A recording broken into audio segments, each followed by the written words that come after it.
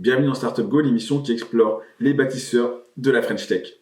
Aujourd'hui, nous allons plonger dans l'univers d'un entrepreneur hors norme, un véritable touche-à-tout qui a marqué l'histoire de l'Internet et de l'innovation à la française. Aujourd'hui, on va découvrir l'itinéraire fascinant de Xavier Niel, qui est le fondateur d'Iliad, la maison mère de Free, mais aussi l'instigateur du gigantesque campus startup Station F et de l'école révolutionnaire 42. On va commencer par ses débuts audacieux à la création d'un empire. Son histoire est tout simplement captivante. Xavier Niel, c'est vraiment un des pionniers qui a très tôt flairé le potentiel du numérique. Dans les années 80, il exploite le Minitel pour faire ses premières armes. Et c'est vraiment là qu'il commence à mettre en place ses premiers services en ligne. Ça a été une expérience qui l'a poussé à quitter ses classes préparatoires à seulement 20 ans.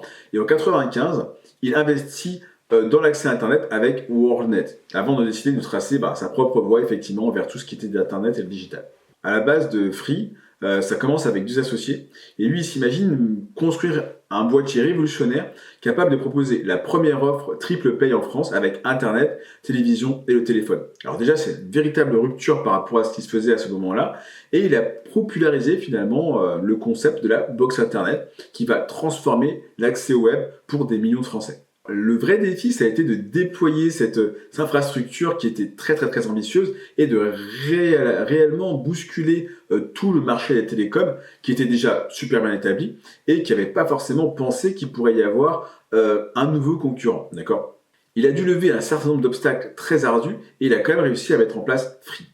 Alors l'un des grands défis, c'est que forcément, il fallait investir des sommes relativement considérables dans un réseau complexe déjà en place avec de grands acteurs, d'accord, qui étaient des géants des télécoms français, d'accord. Mais il est quand même arrivé avec une nouvelle offre, son nouvelle infrastructure, et ça montre qu'effectivement le fait d'être audacieux parfois et d'avoir la détermination, ça peut vraiment changer tout un secteur d'activité.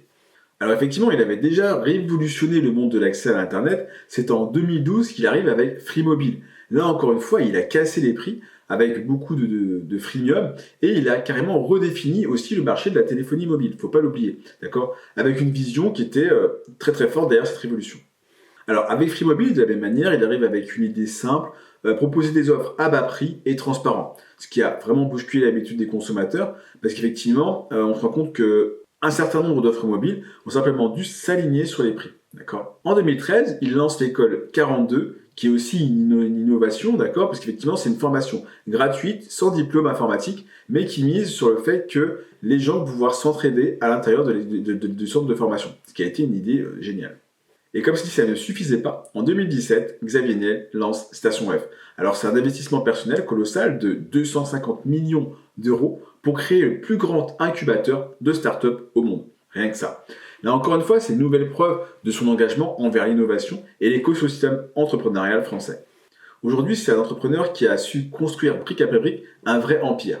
S'il y avait une leçon à retenir, c'est tout d'abord l'audace, effectivement, de ne pas hésiter à changer et à vouloir modifier ou améliorer les modèles colossaux déjà en place.